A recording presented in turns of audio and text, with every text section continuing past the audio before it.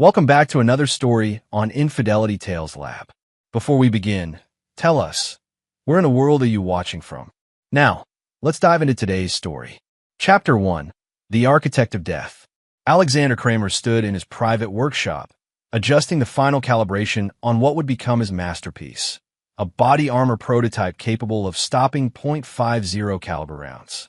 At 38, Alexander had built an empire from nothing, transforming from a brilliant MIT engineering graduate into the founder of Kramer Defense Technologies, a company that supplied cutting-edge military equipment to governments worldwide.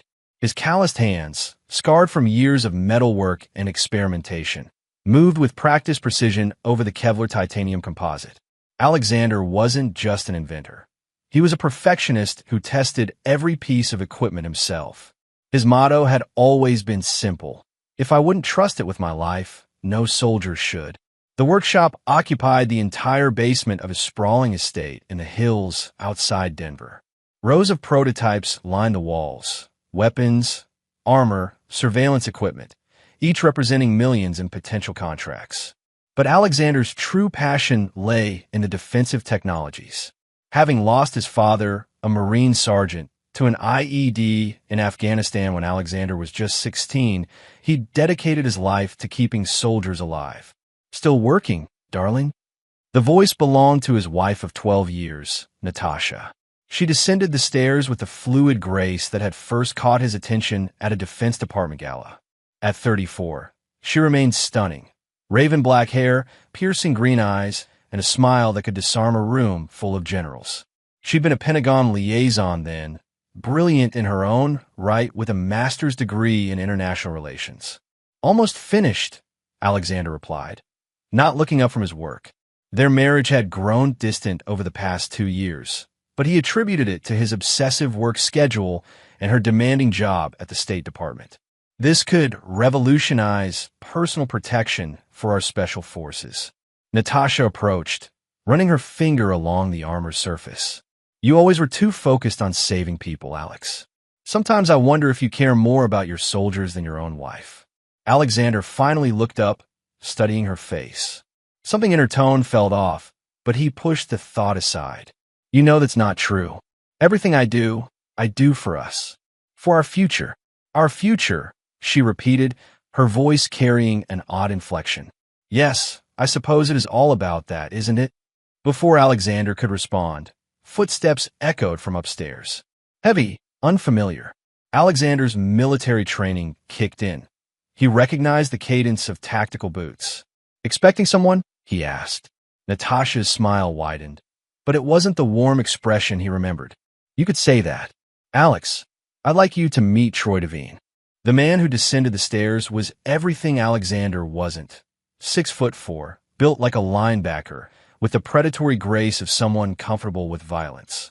Troy wore expensive clothes that couldn't quite hide the bulge of a shoulder holster, and his cold blue eyes swept the workshop with professional assessment. Mr. Kramer, Troy said, his voice carrying a slight southern drawl. I've heard so much about you. Alexander's instinct screamed danger. His hand moved almost imperceptibly toward the workbench where he kept a Glock 19, but Troy was faster. I wouldn't, Troy said, producing a .45 caliber pistol with smooth efficiency. We're here to have a conversation. About what? Alexander kept his voice steady, his mind racing through possibilities. Natasha moved to stand beside Troy, her hand resting on his arm with familiar intimacy. The gesture hit Alexander like a physical blow. About life insurance policies, Troy said with a cold smile. About accidents that happen to brilliant but careless inventors. About widows who inherit everything. Alexander felt the pieces clicking into place. Natasha's distance, the mysterious phone calls, her insistence on updating their insurance policies last month. How long? He asked, looking at his wife. 2 years. Natasha replied without shame. Since you became so obsessed with your work that you forgot you had a wife. And you thought murder was the solution? Troy laughed, a harsh sound that echoed off the concrete walls. Murder? This is going to be a tragic accident. Brilliant inventor working alone in his workshop. Gas leak, explosion. Very sad, very believable. Alexander's eyes flicked to the prototype armor on the workbench, then back to Troy. You've thought this through. Oh, we have, Natasha said. Troy is very thorough. He's handled situations like this before. Troy's grip on the pistol never wavered. Your wife will be devastated, of course. The grieving widow. But she'll have your entire fortune to comfort her. $50 million makes grief much more bearable. Alexander nodded slowly, as if accepting his fate. I suppose it does. Just one question. Who are you really, Troy? Let's just say I solve problems for people with money, Troy replied. And your wife has promised me a very generous fee for solving her problem. Alexander looked at Natasha one last time. The woman he'd loved, cherished, provided for. She stared back with nothing but cold calculation. In that moment, something fundamental shifted inside him. The last vestiges of the man who believed in love and trust died in that basement workshop. I see, Alexander said quietly. Well then, I suppose there's nothing left to discuss. Troy raised the pistol. Finally, some acceptance. This will be quick, I promise. But as Troy's finger tightened on the trigger, Alexander made his move. Chapter 2. The Web of Deception. 6 months earlier, Natasha Kramer had been a woman torn between duty and desire. Her marriage to Alexander had been built on mutual respect and shared ambition. But somewhere along the way, passion had withered into routine. While her husband lost himself in his inventions, she found herself increasingly isolated in their sprawling home. The State Department job that had once excited her now felt like a cage. She coordinated defense contracts, managed international relationships, and attended endless meetings where she was often the smartest person in the room, but rarely the one making decisions. At 34, she felt her life slipping away one bureaucratic day at a time. That's when she met Troy Devine. He'd appeared at a classified briefing about weapons procurement, introduced as a security consultant with an impressive but vague resume. Troy had served in Delta Force, worked private security in Iraq and Afghanistan, and now operated in the gray areas where government needs met private solutions. Their first conversation had been professional, Natasha questioning the ethics of certain enhanced interrogation equipment purchases. Troy had impressed her not with bravado, but with intelligence. He understood the moral complexities of modern warfare better than the generals who made the policies. You're not what I expected, she told him over coffee after the meeting. What did you expect? A typical military contractor. All testosterone and no brain. Troy's laugh had been genuine. I leave the testosterone to younger men. At 36, I prefer strategy to brute force. What followed was 3 months of intellectual seduction. Troy understood her frustrations with her marriage, her career, her life. He listened when Alexander no longer did. He challenged her mind when her husband only shared technical specifications. The physical affair began during a conference in Las Vegas. Natasha had convinced herself it was just sex, a temporary escape from a loveless marriage. But Troy had larger plans. Your husband is worth $50 million, he'd said one evening as they lay in a hotel room. And you're essentially his secretary. I'm not his secretary, Natasha protested. Then what are you? A wife he ignores? A brilliant woman wasted on someone who cares more about metal and Kevlar than human connection? Troy had done his homework. He knew about Alexander's will, his life insurance, his business structure. More importantly, he understood that Natasha's name was on everything, a gesture of trust that would become the foundation of betrayal. $50 million could buy you freedom, Troy continued. Real freedom, not this gilded cage you're living in. Are you suggesting I divorce him? I'm suggesting you think about what you really want from life and what you're willing to do to get it. The idea had grown slowly in Natasha's mind like a cancer. At first, she dismissed it as fantasy. But as Alexander became more obsessed with his work, as their conversations dwindled to logistics about household management, the fantasy began to feel like necessity. Troy had connections, people who could make problems disappear. He'd done it before, he told her. Rich spouses with inconvenient partners. The key was making it look accidental.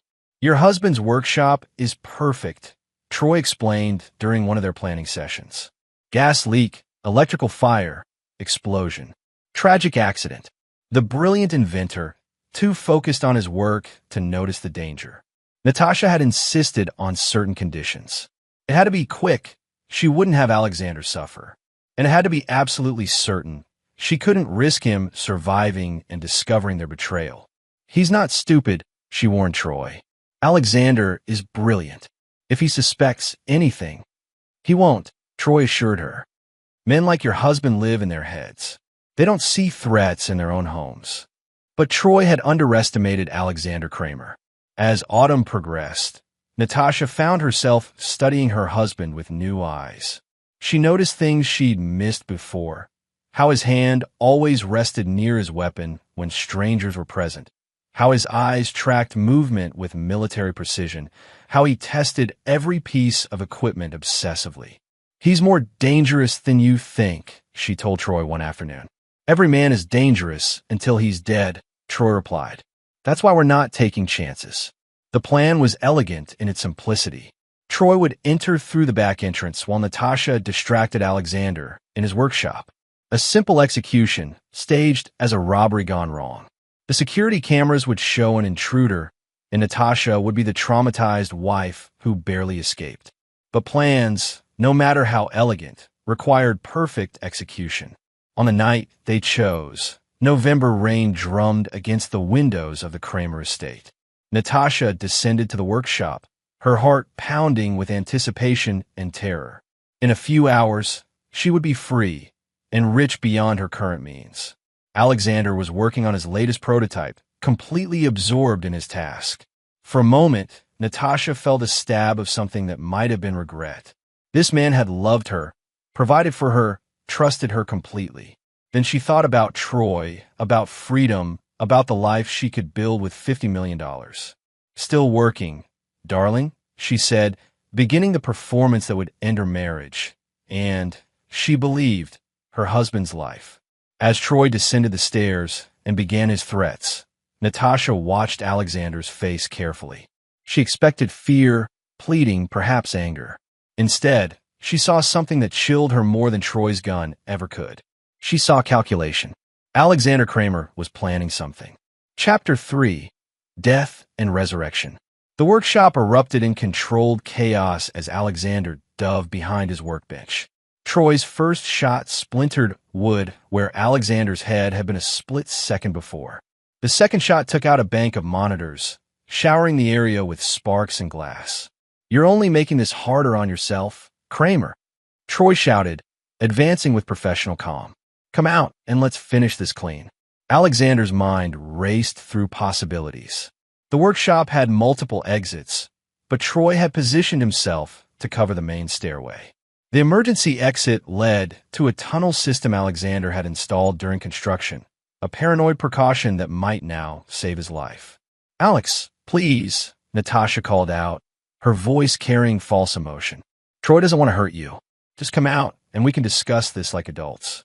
The hypocrisy of her words, spoken by a woman who'd planned his murder, ignited something cold and permanent in Alexander's chest.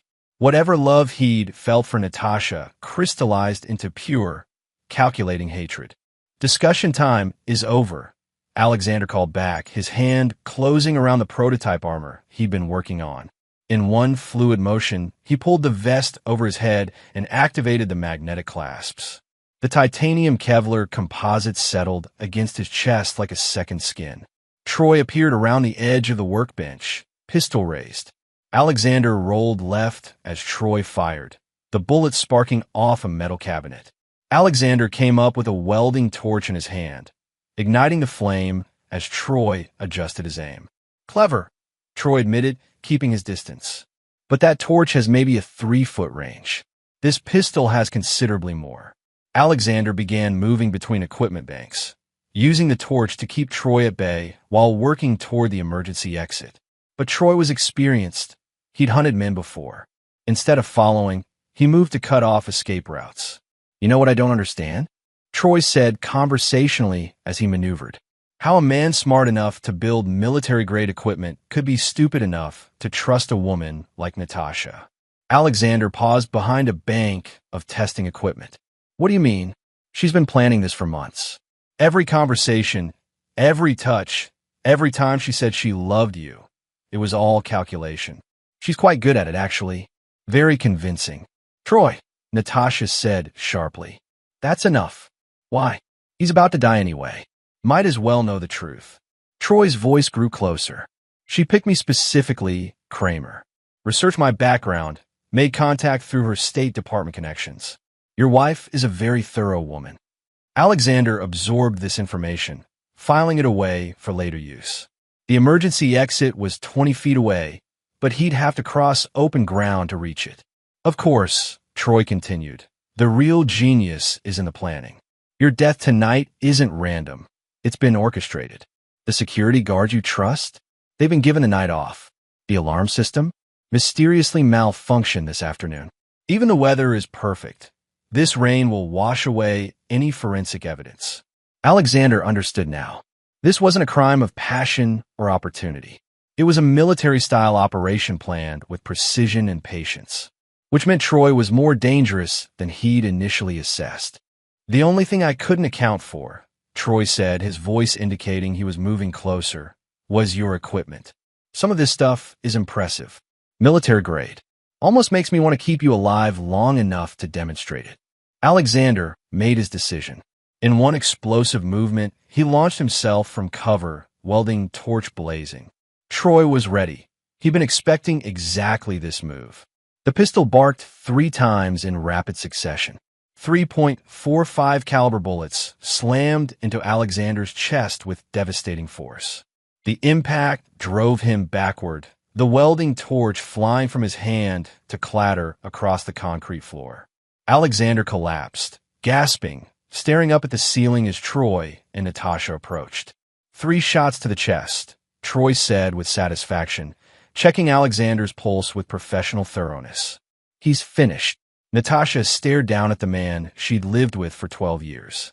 Blood was beginning to pool beneath him, and his breathing had become shallow and erratic. Now we are rich, Troy said, holstering his weapon. Time to call the police and start your grieving widow performance. They left Alexander bleeding on the concrete floor and headed upstairs to prepare their story. The rain continued to drum against the high windows, and thunder masked any sounds from below.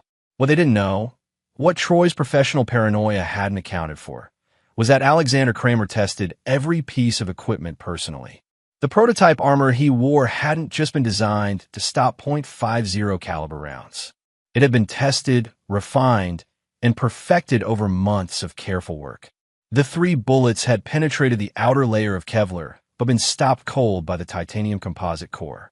The impacts had knocked the wind from Alexander's lungs and would leave massive bruises, but the armor had performed exactly as designed. Alexander lay still for 10 minutes, listening to footsteps above, waiting for his breathing to return to normal. Then he carefully rolled over and examined the bullets that had fallen to the floor. .45 caliber, hollow point, designed to cause maximum damage. He stood slowly, removing the armor and examining the impact points. 3 perfect impressions in the titanium, but no penetration. The vest had saved his life, just as he'd known it would. From upstairs, he could hear Natasha's voice, high and panicked, speaking to someone on the phone. Please send someone quickly. There's been a break-in. My husband. I think he's been shot. Alexander smiled grimly. His wife was an excellent actress. Moving silently, he activated the emergency exit and slipped into the tunnel system that connected his workshop to a hidden exit half a mile away. Behind him, sirens were beginning to wail in the distance. By the time police arrived to find Alexander Kramer's body, missing and blood evidence suggesting a wounded man had crawled away to die, Alexander was already gone. The official investigation would conclude that the wounded inventor had somehow escaped, likely dying somewhere in the wilderness during the storm. But Alexander Kramer hadn't died in that workshop.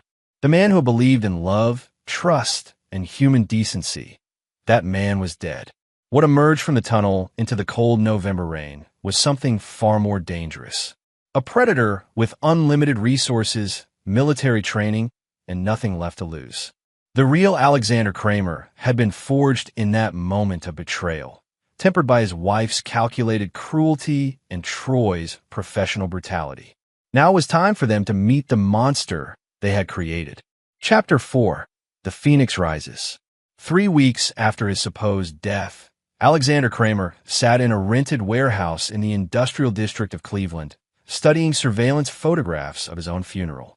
The images showed Natasha in black, weeping convincingly as she accepted condolences from business associates, government officials, and friends who had no idea they were mourning a man very much alive. Troy Devine stood beside her in the photos, playing the role of supportive friend, the security consultant who had tried to save her husband but arrived too late. His performance was flawless, his grief appropriately restrained but genuine seeming. Alexander set the photographs aside and returned to his work. The warehouse had become his new workshop, equipped with everything he needed for the project that would consume the next phase of his life. He'd purchased the building through a shell company, using accounts Natasha knew nothing about, preparation for a paranoia that had proven justified. His reflection in the black computer screen showed a changed man. Alexander had lost 20 pounds in 3 weeks, his face gaunt from stress and determination. A beard now covered his jaw, and he'd dyed his hair dark brown. But the most significant change was in his eyes. The warmth and humanity that had once defined him had been replaced by something cold and calculating. The official investigation into his disappearance had concluded exactly as planned. The FBI had found evidence of a struggle, blood loss consistent with serious injury, and a trail leading into the wilderness. With no body recovered and winter storms destroying any potential evidence, Alexander Kramer had been declared legally dead. His estate, valued at $52 million, had passed to his loving widow. Alexander had spent the weeks since his death planning. Not the quick, violent revenge that his rage demanded, but something far more sophisticated. Troy and Natasha had destroyed his old life with careful planning and patience. He would return the favor. A knock at the warehouse door interrupted his thoughts. Alexander checked the security monitors, then opened the door to admit Gene Briggs, a former Delta Force operator who'd served under his father in Afghanistan. "You look like hell, Alex," Gene said, studying his old friend's transformed appearance. "I feel worse," Alexander replied. "Thank you for coming." Gene had been Alexander's first recruitment. At 42, he was a veteran of 3 tours in Iraq and Afghanistan, with skills in surveillance, infiltration, and what the military euphemistically called direct action. More importantly, he was one of the few people who'd known Alexander's father personally. "Still can't believe it," Gene said, accepting a cup of coffee. "Natasha seemed like such a decent woman." "That was her greatest weapon," Alexander replied. "I trusted her completely, shared everything with her, gave her access to accounts, security codes, business information. She knew exactly how to destroy me because I taught her how." And this Troy character? Alexander activated a wall-mounted display showing Troy's photograph and service record. Real name Troy Devine, age 36. Delta Force for 8 years, private military contractor for 6. Specialized in what he calls problem resolution. Gene studied the information. Translation: he kills people for money. Very good at it, from what I've learned.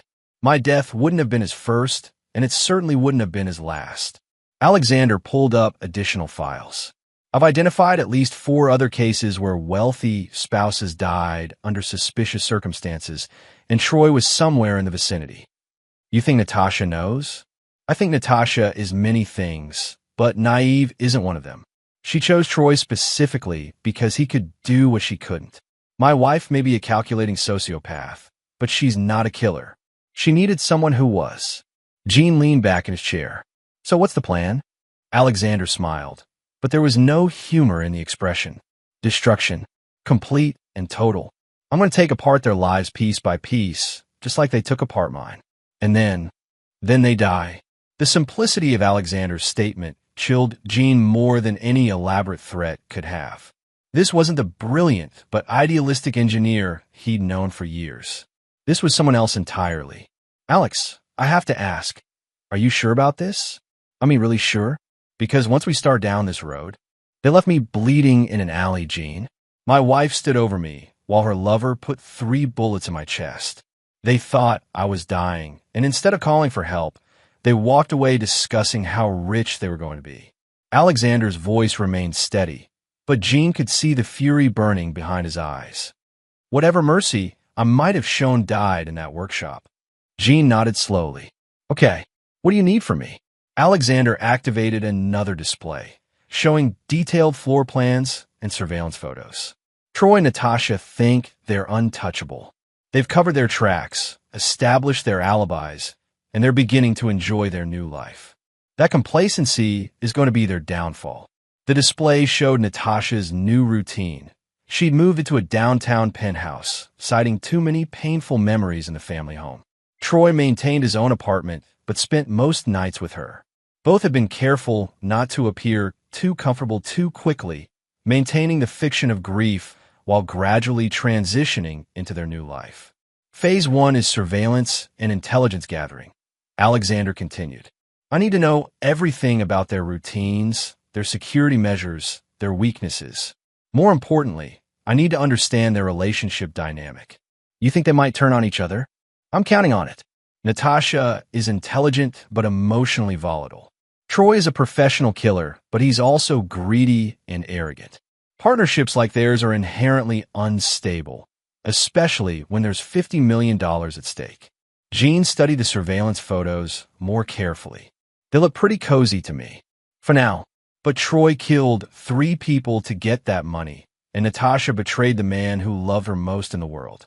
What do you think they'll do to each other when pressure is applied?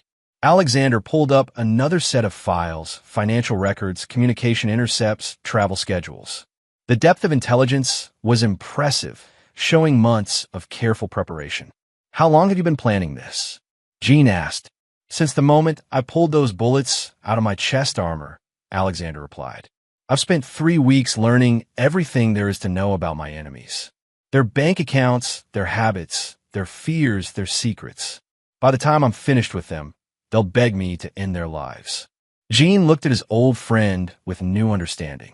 The Alexander Kramer he'd known had been a brilliant engineer and a decent man. This version was something far more dangerous, a predator with unlimited resources and nothing left to lose. When do we start? Jean asked. Alexander turned back to his computers, already pulling up the next phase of his plan. We already have. Troy and Natasha just don't know it yet. Chapter 5. Allies in the Shadows. The abandoned church on the outskirts of Detroit served as an unlikely meeting place for a gathering that would have terrified federal law enforcement. Alexander had chosen the location carefully, remote enough for privacy, but with multiple escape routes and clear sight lines in all directions. Jean arrived first, followed 10 minutes later by 2 other men who moved with the fluid grace of experienced operators. Alexander watched from the shadows as his recruits took defensive positions around the church interior, their military training evident in every movement. Sh0t emerged from behind the altar, his weathered face creased in a grim smile. At 45, Ray had been a Marine Force recon veteran before transitioning to private security work.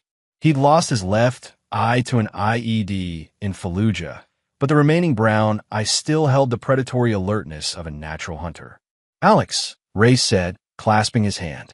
Jean told me you were dead. I was, Alexander replied. Now I'm something else. The second man, Willie Casey, approached with more caution. At 39, Willie had been a Navy SEAL before personal demons and a bad divorce had led him into darker waters. He was smaller than the others, but radiated the coiled tension of a man comfortable with violence. This better be worth my time, Kramer, Willie said. I don't do charity work. Alexander smiled coldly. This isn't charity. This is business. Very profitable business.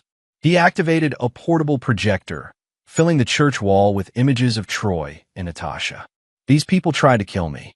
They destroyed my life, stole my fortune, and thought they could get away with it. I'm here to prove them wrong.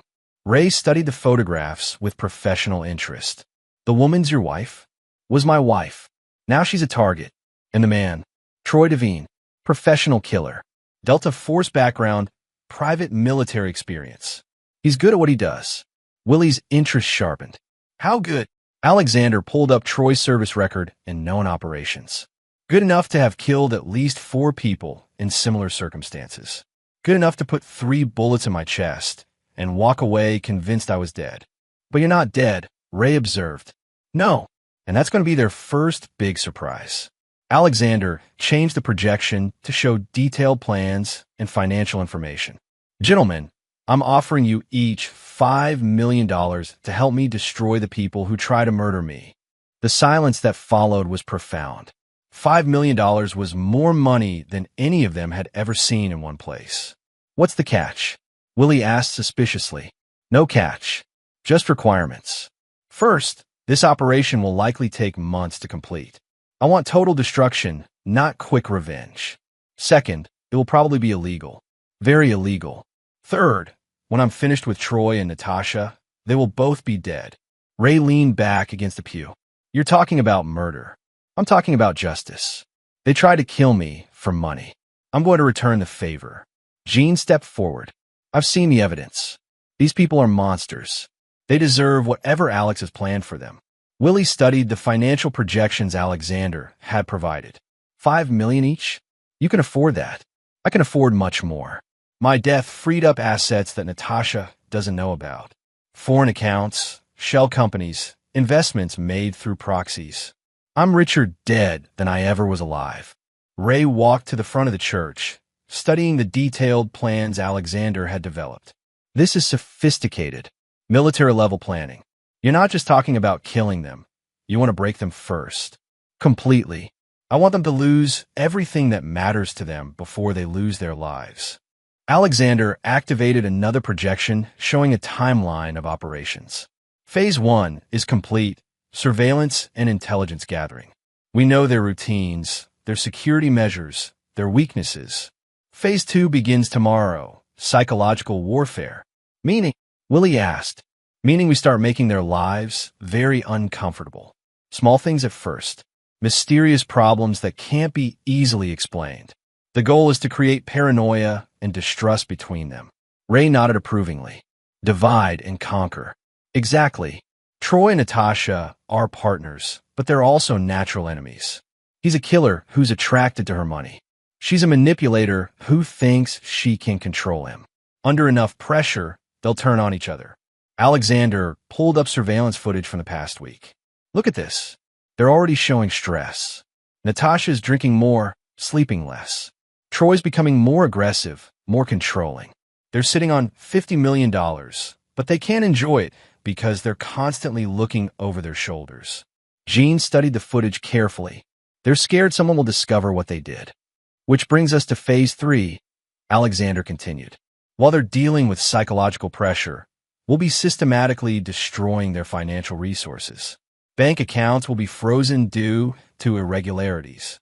Investments will fail due to market fluctuations. Their luxury lifestyle will crumble piece by piece. Willie was beginning to look impressed. In Phase 4, Alexander's smile was genuinely terrifying. Phase 4 is when they learn that I'm still alive. Can you imagine their reaction? The man they murdered standing in front of them, very much alive and extremely angry. Ray whistled softly. That's going to be one hell of a surprise. It gets better. By the time I reveal myself, they'll have lost everything. Their money, their security, their trust in each other. They'll be desperate, paranoid, and completely isolated. Perfect conditions for the final phase. Which is, Willie prompted, justice. Permanent and final. Alexander turned off the projector and faced his recruits directly. Gentlemen, I'm offering you the chance to be part of something extraordinary. Not just a revenge operation, but a work of art. These people thought they could destroy me and walk away rich and happy. I'm going to prove that some betrayals carry consequences that money can't fix. Jean stepped forward first. I'm in. Your father was a good man, Alex. Anyone who tried to kill his son deserves whatever's coming to them. Ray nodded. Count me in. I've been looking for something meaningful to do with my skills. This qualifies. All eyes turned to Willie, who was still studying the financial projections. $5 million, he said finally. Plus expenses? Plus expenses, Alexander confirmed. Willie grinned. When do we start? Alexander looked around at his assembled team. 3 of the most dangerous men he'd ever known, united in a common cause. We already have. Troy and Natasha just don't know it yet. As the meeting broke up and his allies melted back into the night, Alexander remained in the abandoned church for a few minutes longer. Tomorrow would begin the systematic destruction of everything Troy and Natasha held dear. They had created a monster when they betrayed him. Now it was time for the monster to introduce itself. Chapter 6: The Web Titans. Natasha Kramer woke in her downtown penthouse to the sound of breaking glass. She bolted upright in bed, her heart racing as she reached for the bedside lamp. Troy was already moving, his military training evident as he rolled from the bed and came up with a pistol in his hand. "Stay here," he whispered, moving toward the bedroom door with professional silence. Natasha watched him disappear into the hallway, then grabbed her robe and crept to the window. 20 floors below, downtown Denver sparkled in the pre-dawn darkness. Everything looked normal from her vantage point. No signs of disturbance on the street level. Troy returned 5 minutes later, his expression grim. "Someone threw a brick through the kitchen window, but there's no sign of forced entry and nothing's missing." "A brick?" Natasha asked, her voice shaky, with a message tied to it. Troy held up a piece of paper with words cut from magazines. "You can't hide from the truth." Natasha sank onto the bed, her hands trembling. "It's probably just a random prank. Some drunk college kid, or at 3 in the morning? 20 floors up." Troy's voice was skeptical. Someone had to have serious equipment to get a brick through that window from street level. This was the 3rd incident in 2 weeks. First, someone had sent Natasha photographs of herself and Troy taken with a telephoto lens, intimate moments captured without their knowledge. Then Troy's apartment had been broken into, though nothing was stolen. Now this. "Maybe we should call the police," Natasha suggested. Troy's laugh was harsh. "And tell them what? That we're being harassed by someone who might know we committed murder? That's not going to end well for us." Natasha flinched at his casual mention of Alexander's death. She'd been trying not to think about that night, but the guilt was eating at her. In quiet moments, she could still see her husband's face as he realized her betrayal, the hurt and confusion in his eyes. "I never wanted him to suffer," she said quietly. Troy studied her with cold blue eyes. "You wanted him dead, and he's dead. The method is irrelevant. He was a good man, Troy. Maybe we could have found another way." "Stop." Troy's voice was sharp. "There was no other way. Your husband was worth $50 million, and he wasn't going to give it to you voluntarily. We did what we had to do." Natasha wrapped her arms around herself. "Then why do I feel like we're being watched all the time? Why can't I sleep? Why do I jump every time the phone rings?" "Because you're feeling guilty about something that was completely justified," Troy said, sitting beside her on the bed. "Rich men die every day, Natasha. Some from heart attacks, some from accidents, some from people like me. Your husband was no different." But Natasha was beginning to think Alexander had been very different indeed. In the weeks since his death, she'd learned things about her husband that she'd never known. Hidden bank accounts, security measures, backup plans he'd never mentioned. Alexander had been far more paranoid and far better prepared than she'd realized. What if he knew? She asked suddenly. What if Alexander suspected something and made preparations? Troy's expression hardened. "He's dead, Natasha. I put 3 bullets in his chest and watched him bleed out on that concrete floor. Whatever preparations he might have made died with him. But his body was never found, because it's at the bottom of some ravine in the wilderness. Animals have probably scattered the bones by now." Troy stood and walked to the window, checking the street below with professional paranoia. "You need to stop second-guessing what we did. We planned it perfectly, executed it flawlessly, and now we're rich. End of story." But it wasn't the end of the story, and both of them knew it. The harassment had started small: wrong number phone calls at odd hours, deliveries they hadn't ordered, mysterious charges on credit cards that were later reversed. Individually, each incident could be explained as coincidence or minor annoyance. Together, they formed a pattern that suggested someone was playing games with them. Troy's phone buzzed with an incoming text message. He read it, and his face went pale. "What?" Natasha asked. Troy showed her the screen. The message was from an unknown number but the content was chilling. 3 bullets to the chest. He's finished. Now we are rich. Those were Troy's exact words from the night of Alexander's murder. Someone was listening, Natasha whispered. Troy was already moving, checking windows and doors with systematic thoroughness. Impossible. I swept that house for surveillance equipment before we moved. The only people who heard those words were you and me. Then how? Another text arrived, this one with an attached photograph. It showed Troy and Natasha in the workshop, standing over Alexander's supposedly dead body. The image quality was grainy, but clear enough to be damning evidence. Troy's hands shook as he deleted the messages. We need to leave. Now. Leave? Where are we going to go? Somewhere safe while I figure out who's doing this. Troy was already packing, his movements sharp and efficient. Someone knows what we did, and they're playing with us. That means we're in danger. Natasha watched him pack, weapons along with clothes. You think they want money? Blackmail? I don't know what they want, but I'm not waiting around to find out. Troy stopped packing and looked at her directly. Natasha, I need you to understand something. If someone has evidence of what we did, they have the power to destroy us both. That makes them extremely dangerous. So what are you saying? I'm saying that whoever is doing this might have to be eliminated, just like Alexander was. Natasha felt a chill that had nothing to do with a broken window. You mean murdered? I mean neutralized.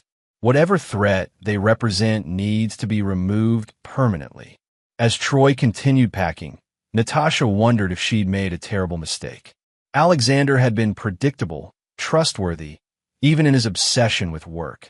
Troy was something else entirely, a man who killed problems rather than solving them. And now someone else was playing the same game Troy had taught her. The third text message arrived as they were leaving the penthouse. Did you really think you could get away with murder? Troy stared at the screen for a long moment, then smashed the phone against the wall. Whoever you are, he said to the empty room, you just made the last mistake of your life. But in a surveillance van 3 blocks away, Alexander Kramer smiled as he watched them flee through high-powered cameras. Phase 2 was proceeding exactly as planned. The psychological pressure was working. Troy and Natasha were scared, paranoid, and beginning to make mistakes. Soon, they would be desperate enough for Phase 3. And then the real fun would begin. Chapter 7. The Unraveling. The safe house Troy had chosen was a remote cabin in the Colorado mountains, 40 miles from the nearest town and accessible only by a winding dirt road. It was the kind of place where someone could disappear completely or where someone could be made to disappear. Natasha stood at the cabin window, watching snow fall through the pine trees. 3 days in isolation had given her too much time to think, and her thoughts kept returning to the same terrifying possibility. Someone knew exactly what they had done. Any word from your contacts? She asked Troy, who was cleaning weapons at the kitchen table. Still working on it. Troy replied without looking up. But I got some leads. Someone's been asking questions about us in certain circles. What kind of questions? The kind that suggests they know more than they should. Troy's voice was grim. Professional questions. Someone with serious resources is investigating us. Natasha felt her stomach tighten. You think it's law enforcement? No. Cops would have arrested us by now if they had evidence. This is something else. Someone private. The satellite phone on the table rang, making both of them jump. Troy answered it cautiously. Yeah. He listened for a moment, then his face went white. You're sure? Absolutely sure? Another pause. Okay, thanks. He hung up and stared at Natasha with an expression she'd never seen before. Genuine fear. What? She demanded. That was my contact at the FBI. Someone's been making inquiries about Alexander's death investigation, asking for files, forensic reports, witness statements. A private investigator? No. Someone with government clearance high enough to access classified materials. Troy set down his pistol and looked at her directly. Natasha, someone with serious connections, is investigating your husband's murder. The implications hit her like a physical blow. You think Alexander had allies we didn't know about? I think your husband was more connected than we realized. Military contracts, government work, classified projects. He had relationships we never considered. Natasha sank into a chair as the full weight of their situation became clear. They'd assumed Alexander was an isolated genius with no one to miss him except his wife. But what if he'd had friends in dangerous places? People who wouldn't accept his death without thorough investigation? The satellite phone rang again. This time, Troy let it go to voicemail. When he played back the message, a digitally distorted voice filled the cabin. "You killed the wrong man, Troy. Alexander Kramer had friends. Powerful friends. And we know what you did." Troy's hand moved instinctively to his weapon. "We need to leave. Now, where are we going to go? If someone with government connections is after us." "There are places," Troy interrupted. "Countries with no extradition treaties. People who can provide new identities for the right price. You want us to become fugitives? I want us to stay alive." Troy was already packing again, his movements urgent. Whoever is doing this isn't playing games anymore. That message was a declaration of war. As if summoned by his words, the lights went out. The cabin plunged into complete darkness, the only illumination coming from the snow-reflected moonlight through the windows. Troy drew his pistol and moved to the window, peering into the forest. "See anything?" Natasha whispered. "Nothing, but they're out there." The silence stretched for several minutes, broken only by the wind through the pine trees. Then a new sound reached them, a vehicle approaching up the dirt road. Troy cursed softly. "Get to the back bedroom. There's a rifle in the closet and a back window you can climb through if necessary." "Troy, go. Now." Natasha retreated to the bedroom as Troy positioned himself by the front window. The vehicle, it sounded like a truck, came to a stop outside the cabin. Doors slammed, and voices carried through the cold air. "We know you're in there," a man called out. "Come out with your hands visible, and maybe we can discuss this civilly." Troy recognized the voice from the distorted phone message. He also recognized the tactical positioning of whoever was outside. They'd surrounded the cabin with professional efficiency. "Who are you?" Troy shouted back. "Friends of Alexander Kramer. And we have some questions about his death. Alexander Kramer died in a home invasion. I was hired to investigate his murder." Laughter echoed from the darkness. "That's a good story, Troy. Too bad we know better." A spotlight suddenly blazed through the window, blinding Troy momentarily. When his vision cleared, he could see armed figures positioned around the cabin perimeter. "You have 10 seconds to come out," the voice called. "After that, we come in." Troy made his decision. Instead of surrendering, he opened fire through the front window, his shots sparking off the spotlight and sending the attackers diving for cover. The response was immediate and overwhelming. Automatic weapons fire shattered every window in the cabin, filling the air with splinters and broken glass. Troy rolled away from the front window as bullets chewed through the wooden walls. From the bedroom, Natasha screamed as bullets punched through the exterior wall. Troy army crawled toward the back of the cabin, but the gunfire was coming from all directions now. "Natasha," he yelled, "the back window!" But when he reached the bedroom, he found it empty. The back window was open, cold air streaming through. Natasha had escaped into the forest. Troy's relief was short-lived. The gunfire stopped abruptly, replaced by an ominous silence. Then the front door exploded inward, and tactical lights cut through the darkness. "Clear!" Voices shouted as armed figures swept through the cabin. Troy had one advantage. He knew the cabin's layout in the dark. He slipped into the basement through a concealed trapdoor, then made his way to a tunnel that led to an exterior root cellar. But as he emerged from the tunnel, a rifle muzzle pressed against the back of his neck. "Troy Devine," a familiar voice said. "We meet again." Troy turned slowly and found himself face to face with a man he thought was dead. Alexander Kramer stood in the moonlight, very much alive, wearing military fatigues and holding an assault rifle with casual competence. His face was leaner than Troy remembered, his eyes harder, but he was unmistakably the man Troy had shot 3 times in the chest.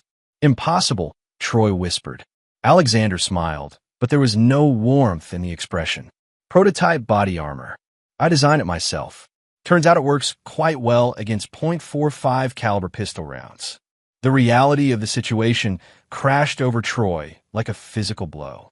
"You've been alive this whole time." "Very much so. And I've been watching you and my dear wife enjoy the fortune you stole from me." Alexander's voice was conversational, but Troy could hear the controlled rage beneath. $50 million. That's what my life was worth to you, wasn't it? Troy's hand moved toward his sidearm, but Alexander was faster.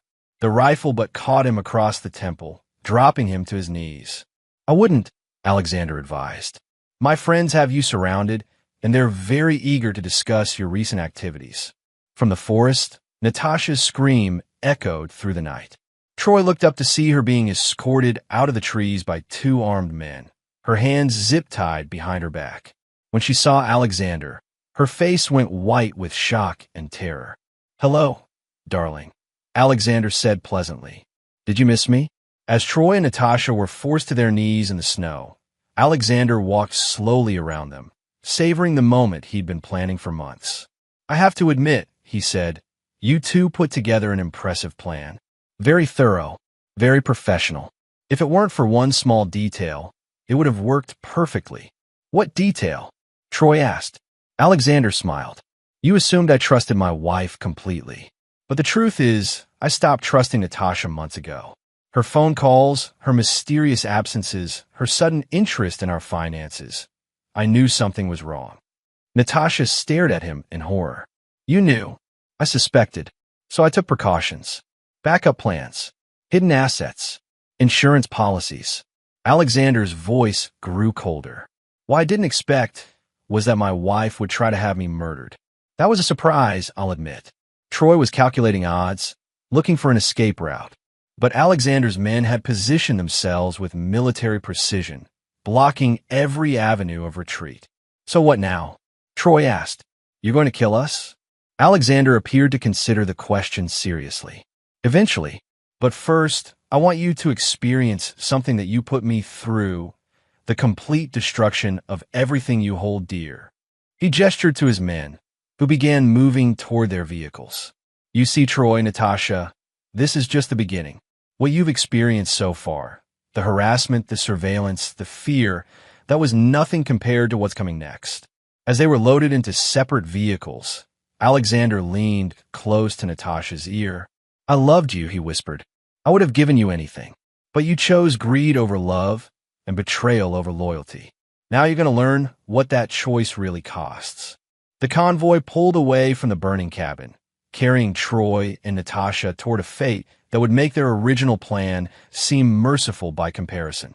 Behind them, the mountains kept their secrets, and Alexander Kramer's revenge entered its final, most brutal phase.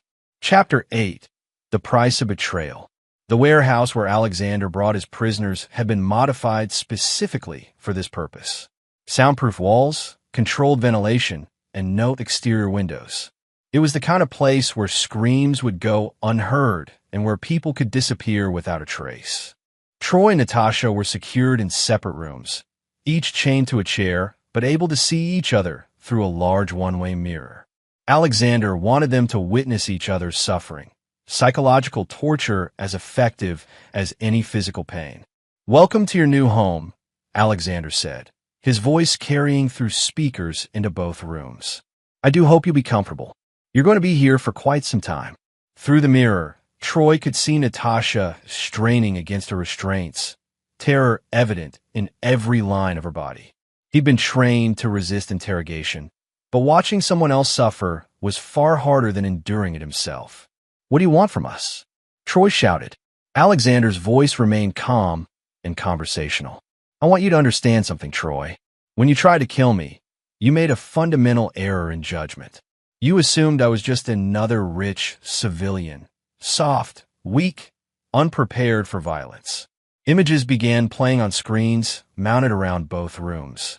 Security footage from the workshop, showing the night of the murder attempt in brutal detail. "But you see," Alexander continued, "I'm not just a defense contractor. I'm a man who designs weapons for people who kill for a living. I understand violence. I've studied it, perfected it, and now I'm going to demonstrate it." The footage showed Troy's 3 shots, Alexander's fall, and the moment when Troy and Natasha left him for dead. But new camera angles revealed something Troy hadn't known. Alexander putting on the prototype armor just before the confrontation began. "You were set up from the moment you entered my house," Alexander explained. I knew what you were planning because I know my wife better than she knows herself. Natasha can't hide her emotions, and she'd been broadcasting guilt and excitement for weeks. Natasha's voice came through the speakers, high and desperate. Alex, please. I'm sorry. I never wanted to hurt you. But you did hurt me, Alexander replied. Profoundly. Not just the bullets. Those were nothing. You hurt me by destroying 12 years of love and trust. By choosing greed over loyalty. By proving that everything I believed about you was a lie. Jean Briggs entered the observation room, where Alexander was monitoring his prisoners. The financial transfers are complete. Every account they had access to has been emptied. Alexander nodded without taking his eyes off the monitors. How much? 52 million in total. Their stolen fortune has been redistributed to military charities and veterans organizations. They're completely broke. On the screens, Alexander could see Troy testing his restraints with professional thoroughness. The former Delta Force operator was looking for weaknesses, escape routes, anything that might give him an advantage. Troy, Alexander said through the speakers, you're wasting your time. Those restraints were designed by the same man who created the armor that saved my life. They're quite literally unbreakable. Troy stopped struggling and stared directly at the camera. You want to kill us? Then do it. Stop playing games. Oh, but I enjoy the games, Troy. And we're just getting started. Alexander activated another set of screens, these showing live footage from locations around the country.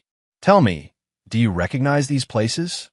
Troy's face went pale as he saw surveillance footage of his sister's house in Phoenix, his elderly mother's apartment in Chicago, and his nephew's college dormitory in California. You see, I've spent considerable time researching your background, your family, your friends, everyone you care about. Just like you research mine. Leave them out of this, Troy snarled. They had nothing to do with what happened. Neither did I initially, but that didn't stop you from trying to murder me. Alexander's voice grew colder. However, I'm not like you, Troy. I don't hurt innocent people. Your family is safe, as long as you cooperate. Alexander switched the focus to Natasha's room. Now, my dear wife, let's discuss your situation. Do you remember our wedding vows?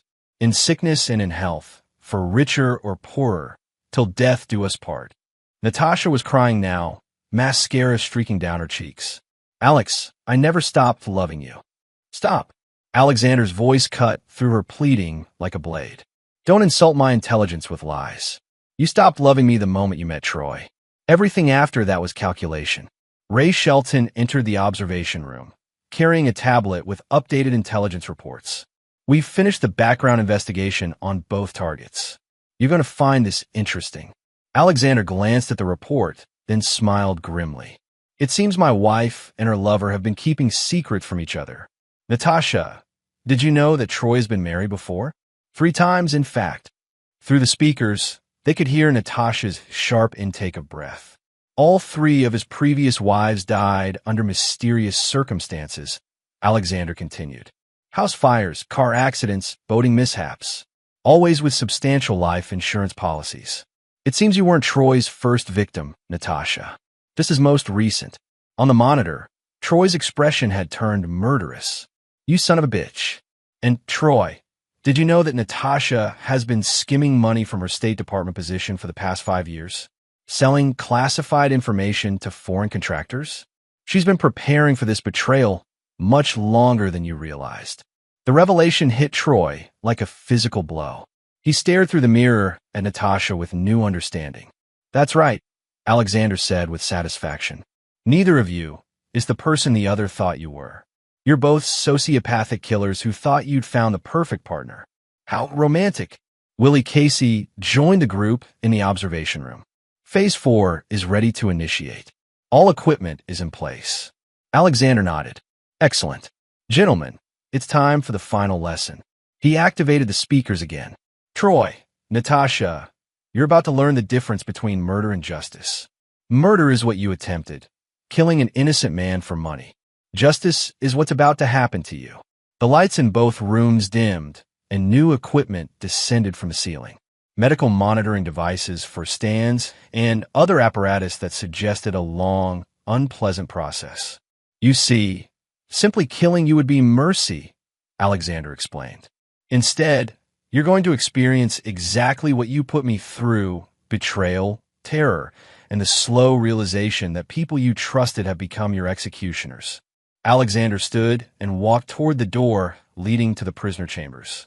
I'm going to break you both, piece by piece, until you beg me to end your lives. And when you do, I'm going to deny you even that mercy. As he reached for the door handle, he turned back to his team. Gentlemen, Phase 4 begins now. By the time we're finished, Troy and Natasha will understand that some betrayals carry consequences that money can't fix. The sound of the door closing behind Alexander echoed through the observation room like a death knell. The final phase of his revenge had begun. Chapter 9. Justice Delivered. 3 months later, the abandoned warehouse held only ghosts and the lingering scent of fear. Alexander stood in the empty room where Troy and Natasha had spent their final weeks, remembering the sounds that had echoed through these walls. Pleading, screaming, and eventually, the blessed silence of acceptance. Gene approached from behind, his footsteps echoing in the vast space. It's finished. Alexander nodded, his face showing no emotion. They made their choice in my workshop that night. Everything that followed was simply the inevitable consequence. The details of those final weeks would remain between Alexander and his prisoners. The psychological warfare had been methodical and complete, turning Troy and Natasha against each other, revealing their deepest secrets, and systematically destroying every relationship they valued. Troy had broken first. The man who killed for money discovered that everyone he'd ever cared about now knew exactly what he was. His mother, his sister, his nephew. Alexander had provided them with detailed evidence of Troy's crimes. The professional killer found himself completely alone, abandoned by everyone who had once loved him. Natasha had lasted longer, but her collapse had been more complete. Alexander had methodically revealed her betrayals, not just of their marriage, but of her country, her position, her every moral principle. By the end, she was begging not for mercy, but for forgiveness from a man she'd tried to murder. Any regrets? Gene asked. Alexander considered the question seriously. None. They chose to destroy my life for money. I simply returned the favor. Ray and Willie emerged from the rear of the warehouse, carrying the last of the equipment. The facility would be abandoned now, its purpose served. Within hours, it would be sanitized and forgotten, just another empty building in Detroit's industrial district. What about the bodies? Ray asked. Alexander's smile was cold. What bodies? Troy Devine and Natasha Kramer left the country 3 months ago with stolen money. They're fugitives now, probably hiding somewhere in South America. At least, that's what the evidence suggests. The false trail had been carefully constructed. Passport records, banking transactions, even surveillance footage showing 2 people who resembled Troy and Natasha boarding flights to Brazil. If anyone ever investigated their disappearance, they would find a convincing story of criminals fleeing justice. And the money? Willie asked. Returned to its rightful purposes. Every dollar they stole has been donated to military charities and veterans organizations. Their greed has become a force for good. Alexander walked to the center of the empty room and stood where Troy's chair had been positioned. The man who had tried to kill him had died exactly here, understanding finally that some betrayals carried consequences beyond imagination. You know, Gene said quietly, your father would be proud of what you've accomplished. Alexander shook his head. My father was a good man who believed in justice through proper channels. What I've done here, this was something darker. They tried to murder you for money, Alex. They got what they deserved. Yes, Alexander agreed. They did. As the team prepared to leave the warehouse, Alexander took one final look around. 3 months ago, he'd been a trusting husband and successful businessman. That man had died in his workshop, killed by betrayal and greed. What emerged from this warehouse was something different, harder, colder, but strangely at peace. Troy and Natasha had taught him that trust was a luxury he could no longer afford. They'd shown him that even love could be calculated and false. But they'd also taught him something else, that justice, when properly applied, could be more satisfying than any revenge. Where to now? Ray asked as they climbed into their vehicles. Alexander started his engine and looked back at the warehouse one final time. I have a business to rebuild, a life to reconstruct, a future to create. And if someone else tries what Troy and Natasha tried, Alexander's smile was genuinely frightening. Then they'll learn the same lesson. I don't forgive betrayal. I don't forget enemies. And I never, ever make the same mistake twice. As the convoy pulled away from the warehouse, Alexander felt something he hadn't experienced in months: peace. Not the peace of forgiveness or reconciliation, but the cold satisfaction of perfect justice.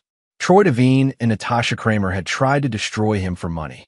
Instead, they had created something far more dangerous: a man with unlimited resources, military training, and nothing left to lose. Their betrayal had been the end of Alexander Kramer, the trusting husband. But it had been the birth of Alexander Kramer, the perfect predator. And in a world full of people who thought they could get away with anything, that was a very dangerous development indeed. The warehouse fell silent behind them, keeping its secrets like a grave. In the weeks that followed, urban explorers would report strange sounds echoing from the abandoned building. Whispers of regret, cries for mercy that would never come.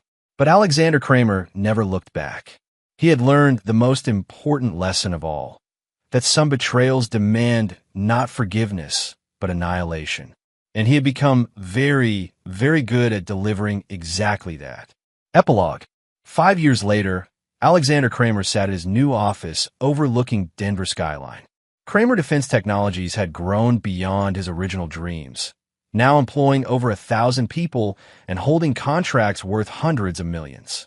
But the real Alexander Kramer, the predator born in betrayal, remained hidden beneath the surface. Watching, waiting, ready. Because in a world full of people who thought they could betray trust and walk away rich, Alexander Kramer had become their worst nightmare. A man who never forgave, a man who never forgot, a man who always, eventually, collected what was owed. The phone on his desk rang, and his assistant's voice came through the speaker. "Mr. Kramer, there's a woman here to see you. She says she has information about her husband's business practices that might interest you." Alexander smiled, the same cold expression that had been the last thing Troy and Natasha ever saw. "Send her in," he said. "I always have time for people who want to discuss betrayal." After all, justice was his business now, and business was very... And there you have it. Another story comes to an end. What did you think? I'd love to hear your thoughts in the comments below. If you enjoy this story, consider joining our community by subscribing. It means the world to us. For more stories like this one, check out the recommended videos on screen, and I'll see you there.